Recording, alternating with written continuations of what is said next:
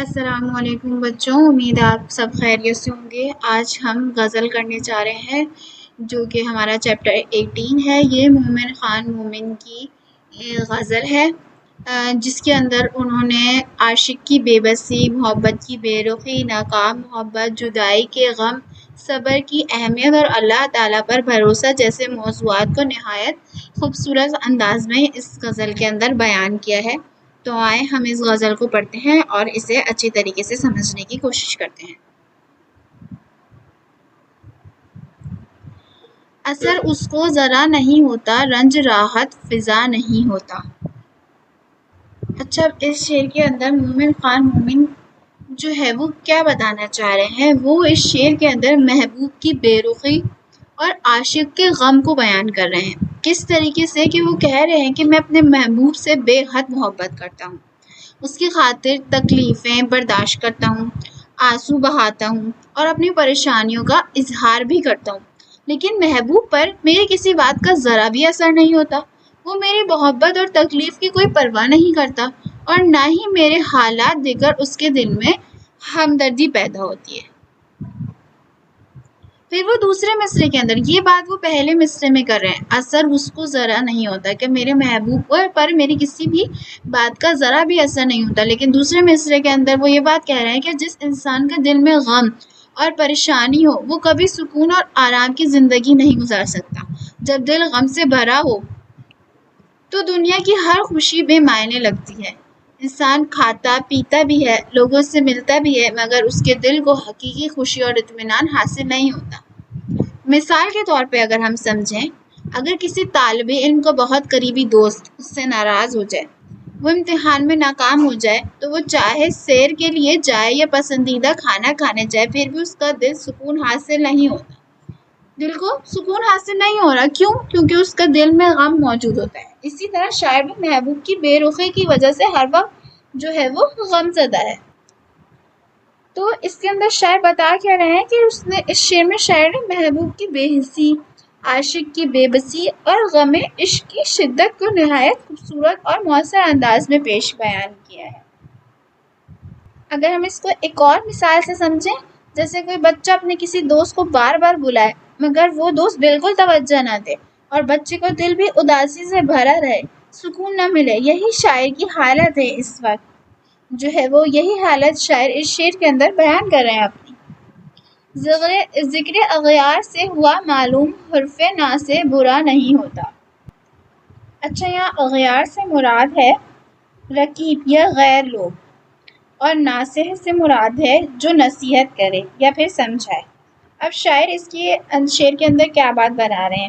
شاعر کہتے ہیں کہ جب محبوب نے دوسروں کا ذکر کیا، یعنی محبوب نے اغیار کا ذکر کیا، تو انہیں معلوم ہوا کہ ناصح جو نصیحت کرتے ہیں یا باتیں جو سمجھاتے ہیں، شاعر کہہ رہے ہیں کہ ان کی باتیں غلط نہیں تھیں۔ یعنی وہ یہ بات کہہ رہے ہیں کہ جب ان کے محبوب نے ان کے سامنے کسی دوسرے انسان کی بات کری، اس کا ذکر کیا، تو وہ کہہ رہے ہیں کہ ناصح یعنی نصیحت کرنے والا غلط نہیں تھا۔ ناصح پہلے ہی سمجھاتا تھا کہ محبوب پر بے حد جو ہے وہ بھروسہ نہیں کرنا چاہیے، لیکن میں نے اس کی بات نہیں مانی، ناصح کی بات نہیں مانی۔ اب محبوب کے جو رویے نے ثابت کر دیا ہے کہ نصیحت کرنے والا جو ہے وہ درست تھا۔ یہ شعر انسان کو یہ سبق دیتا ہے کہ بعض اوقات بزرگوں اور خیر خواہوں کی نصیحت بعد میں جا کر صحیح ثابت ہوتی ہے۔ اس شعر کے اندر جو ہے وہ خیر خواہوں کی نصیحت کو اجاگر کیا گیا ہے۔ جیسے اگر ایک مثال سے سمجھیں کہ جیسے امی روز کہتی ہیں ہمیں زیادہ دیر باہر مت کھیلو، دھوپ سے بیمار ہو جاؤ گے، اور بچہ نہ مانے، پھر جب واقعی بیمار پڑ جاتا ہے تب سمجھ آتا ہے کہ امی کی نصیحت صحیح تھی۔ اسی طرح جو ہے وہ شاعر کہہ رہے ہیں کہ غیروں کی بات انہوں نے نہیں سنی، لیکن جب انہوں نے اپنے محبوب کا رویہ دیکھا تو انہیں سمجھ آیا کہ ناصح نے تو ہمیشہ بھلائی کی بات ہی کہی تھی، اس کی نصیحت کبھی بھی بری نہیں تھی۔ تم ہمارے کسی طرح نہ ہوئے ورنہ دنیا میں کیا نہیں ہوتا۔ اگر ہم دیکھیں تو اس شعر میں شاعر جو ہے وہ اپنے محبوب سے شکوہ کر رہے ہیں کہ تم کسی صورت میرے نہ بن سکے۔ حالانکہ دنیا میں اگر انسان سچے دل سے کوشش کرے تو بہت سے مشکل کام بھی ممکن ہو جاتے ہیں۔ جیسے لوگ چاند پر پہنچ جاتے ہیں، بڑی بڑی ایجادیں ہو جاتی ہیں، لیکن بس ایک یہ کام نہ ہو سکے گا محبوب اس کا اپنا ہو جائے۔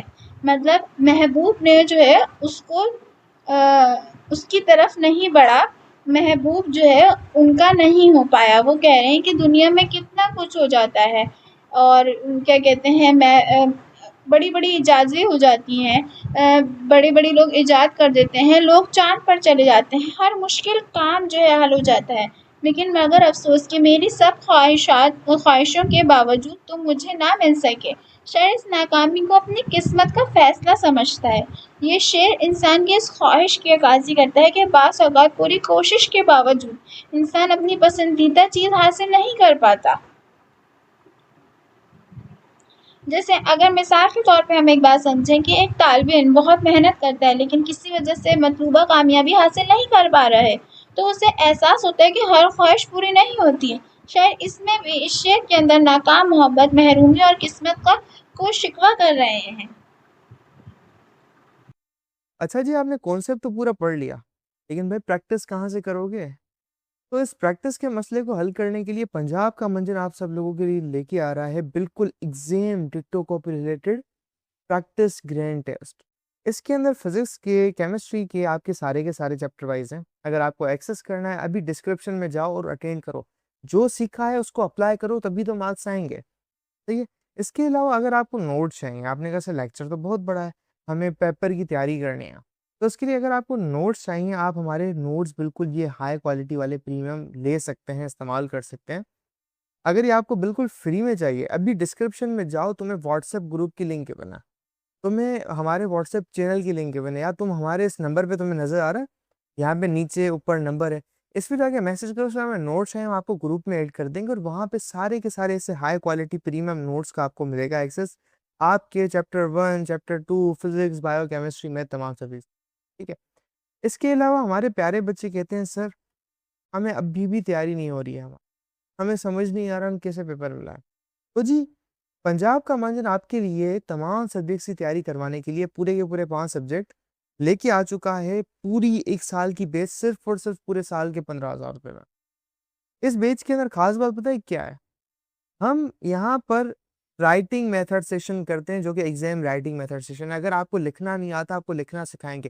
ایگزامنر آپ کے چاچو کا بیٹا تو ہے نہیں آپ کو فری میں مارکس دے کے چلا جائے، تو ہر سوال کو کرنے کی ٹپس اینڈ ٹرکس ہوتی ہے، اسٹائل ہوتا ہے، پیٹرن ہوتا ہے۔ تو ہماری ٹیم آپ کو چیپٹر ٹیسٹ، وہ تمام کی تمام ٹپس اینڈ ٹرکس سے کیسے چیزوں کو لکھیں، پیپر کی پریزنٹیشن کیسے ہو، اس کی تیاری، اس کے علاوہ 24/7 ٹیچر سپورٹ، کوئی بھی کسی وقت ڈاؤٹ ہو وہ کرو، اور تمہیں کہیں باہر جانے کا سر ہی نہیں مارنا۔ کیوں؟ کیونکہ ایک ہائی کوالٹی پریمیم کلاسز آپ کو گھر بیٹھے آن لائن مل رہی ہے، تو جی کیوں ان لوکل اکیڈمیوں میں دھکا کھانا؟ تو یہ ہماری ٹیم آپ کو سرو کر رہی ہے۔ تم میرے پاس ہوتے ہو گویا جب کوئی دوسرا نہیں ہوتا۔ اچھا ہم دیکھیں تو اس شعر کے اندر شاعر کہہ رہے ہیں۔ اچھا یہ جو شعر ہے وہ غزل کا سب سے مشہور شعر ہے، بہت زیادہ مشہور ہے یہ شعر، اور شاعر کہہ رہے ہیں کہ جب میں بالکل اکیلا ہوتا ہوں، کوئی اور میرے پاس نہیں ہوتا، تو ایسا لگتا ہے جیسے تم میرے پاس بیٹھے ہو، یعنی تنہائی میں محبوب کی یاد اتنی گہری ہو جاتی ہے کہ اس کی موجودگی کا احساس ہونے لگتا ہے۔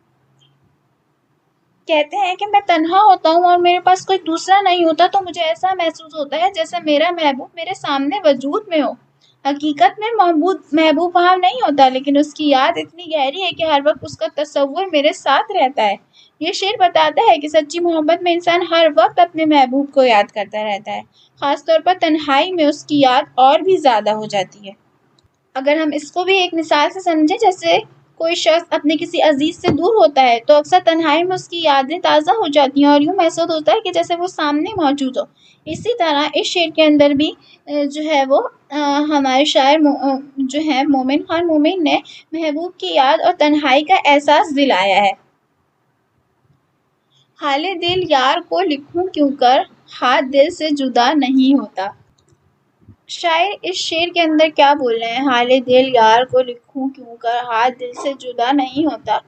شاعر کہہ رہا ہے کہ میں دل کا حال، اپنا دکھ محبوب کو خط میں کیسے لکھوں؟ کیونکہ جب لکھنے بیٹھتے ہیں وہ تو ان کے ہاتھ کانپنے لگتے ہیں۔ وہ یہ کہہ رہے ہیں کہ اپنے محبوب کو اپنے دل کی کیفیت خط میں کیسے لکھوں؟ میرا دل اتنا غمگین ہے کہ ہاتھ لکھنے کے قابل ہی نہیں رہتا۔ یہاں شاعر نے مبالغے سے کام لیا ہے، لیتے ہوئے کہا ہے کہ غم کی شدت کی وجہ سے وہ اپنے جذبات کو الفاظ میں بیان نہیں کر پا رہے ہیں، ان کے ہاتھ کانپنے لگتے ہیں۔ اصل مطلب یہ ہے کہ بعض اوقات انسان کا دکھ اتنا زیادہ ہوتا ہے کہ وہ اسے بیان کرنے سے بھی قاصر ہو جاتا ہے۔ غم کی شدت اور جذبات کے اظہار کیا ہے انہوں نے اس شعر میں کہ وہ اتنے زیادہ غمگین ہیں کہ وہ لکھنے کے قابل نہیں بچے ہیں۔ چارہ دل سوائے صبر نہیں، سو تمہارے سوا نہیں ہوتا۔ اس شعر کے اندر جو چارہ ہے اس کا مطلب ہے علاج۔ شاعر کہہ رہے ہیں کہ دل کے اس درد کا علاج صرف صبر ہے۔ جو وہ غمگین ہیں، ان کا محبوب ان سے بے رخی اختیار کیا ہوا ہے، تو اس کا درد کا علاج یا ان کی محبت کا علاج صرف صبر ہے۔ لیکن یہ صبر بھی صرف اسی وقت جو ہے وہ آتا ہے جب تمہارا خیال ساتھ ہو، یعنی صبر بھی تمہاری یاد سے ملتا ہے، تمہارے بغیر صبر ممکن نہیں ہے۔ وہ یہی کہہ رہے ہیں اس شعر کے اندر کہ ٹوٹے ہوئے دل کا اصل علاج صرف صبر ہے۔ انسان ہر مشکل کو صبر سے برداشت کر سکتا ہے، لیکن محبوب کی جدائی میں صبر کرنا بھی آسان نہیں ہے۔ شاعر کے دل میں محبوب کی محبت اس قدر زیادہ ہے کہ وہ ہر وقت اسی کے خیال میں رہ رہے ہیں۔ یہ شعر ہمیں صبر کی اہمیت بھی سکھاتا ہے اور یہ بھی بتاتا ہے کہ محبت میں صبر کرنا بہت مشکل ہو جاتا ہے۔ اگر ہم اس کو مثال سے سمجھیں کہ اگر کسی شخص کو زندگی میں کوئی بڑی ناکامی ملے تو وہ صبر سے کام لے کر دوبارہ کامیابی حاصل کر سکتا ہے، لیکن جذباتی دکھ برداشت کرنا نسبتاً زیادہ مشکل ہوتا ہے۔ یہ شعر ہمیں صبر کی اہمیت اور محبت کی بے قراری کے حوالے سے بیان کرتا ہے۔ لاسٹ شعر ہے ہمارا، کیوں سنے عرض مضطر اے مومن، صنم آخر خدا نہیں ہوتا۔ اچھا، یہاں جو صنم سے مراد ہے وہ مراد ہے صنم، جو نارملی وہ بت کو کہتے ہیں، لیکن یہاں مراد محبوب کے ہیں۔ عرض مضطر سے مراد ہے بے قرار دل کی فریاد۔ اب اس شعر کے اندر مومن خان مومن جو ہیں وہ خود کو سمجھا رہے ہیں کہ اے مومن، محبوب سے یہ توقع کیوں رکھتا ہے کہ وہ تیری ہر فریاد سنے، ہر دعا قبول کرے؟ آخر وہ انسان ہے، خدا نہیں کہ ہر التجا پوری کرے۔ یعنی وہ اس شعر میں اپنے آپ کو مخاطب کر رہے ہیں کہ اے مومن، محبت سے اپنے دکھ اور پریشانیاں محبوب سے اپنے دکھ اور پریشانیاں بیان کرنے کا کیا فائدہ ہے؟ آخر وہ بھی ایک عام انسان ہے، خدا نہیں ہے جو تمہاری ہر فریاد سن لے اور ہر مشکل دور کرے۔ خدا نہیں ہے وہ۔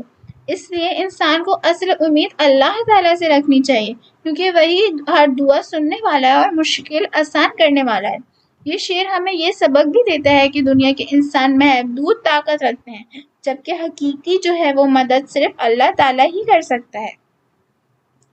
مثال کے طور پہ جب انسان ہر طرف سے مایوس ہو جاتا ہے تو آخرکار اللہ تعالیٰ ہی سے دعا کرتا ہے نا، کیونکہ وہی ہر مشکل کا حل نکالنے والا ہے بے شک۔ تو اسی لیے اس کا اگر ہم دیکھا جائے تو اس شعر کے اندر جو ہے وہ مومن خان مومن اللہ تعالیٰ پر بھروسہ اور محبوب کی انسانی کمزوری کو بیان کر رہے ہیں۔ یہ ہمارے یہ سارے جو ہیں وہ غزل پوری کمپلیٹ ہوتی ہے، شعر مکمل ہوتے ہیں۔ اب ہم دیکھیں کہ اس غزل کا مرکزی خیال کیا ہے، اوور آل مومن خان مومن ہمیں کیا بتانا چاہ رہے ہیں۔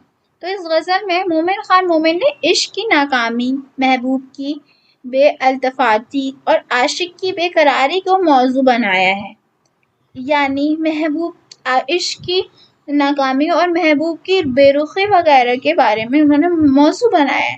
شاعر کا محبوب اس کی طرف دھیان نہیں دے رہا ہے، اس کی فریاد اور آنسوؤں کا کوئی اثر نہیں ہو رہا ہے ان پر، پھر بھی شاعر کا دل اسی کی یاد میں بسا رہتا ہے، یہاں تک کہ تنہائی میں بھی اس سے محبوب کی موجودگی کا احساس ہوتا ہے۔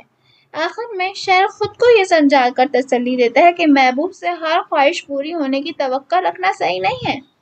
محبوب سے ہر خواہش رکھنے کی توقع رکھنا صحیح نہیں ہے، ہر خواہش پوری کرنے کی کہ محبوب سے ہر خواہش پوری کرنے کی توقع رکھنا صحیح نہیں ہے، کیونکہ وہ خدا نہیں ہے بلکہ وہ ایک عام انسان ہے۔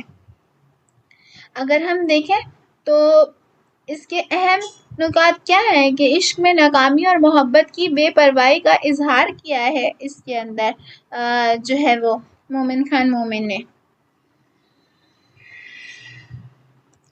صبر ہی درد کا واحد علاج ہے یہ بتایا ہے، اور انہیں یہ بھی بتایا ہے کہ جو ہے محبوب ایک عام انسان ہے، اور خدا ہمیں اس سے اتنی توقع نہیں رکھنی چاہیے کیونکہ وہ خدا نہیں ہے بلکہ وہ ایک عام انسان ہے. ساتھ میں یہ بھی بتایا ہے کہ انسانی رشتوں میں ہمیں غیر حقیقی توقعات نہیں رکھنی چاہیے. یہاں پر یہ پوری جو ہماری غزل ہے وہ کمپلیٹ ہوتی ہے. امید ہے آپ کو یہ غزل اچھی طریقے سے سمجھ میں آئی ہوگی. اللہ حافظ.